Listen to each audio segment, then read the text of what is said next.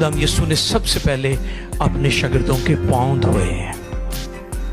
ये एक बहुत बड़ा इवेंट है, ये कोई रस्म नहीं है। सुन ले गौर से। कई लोगों ने तो बस इसे रस्म बना दिया ना जी, पांव धोने की रस्म।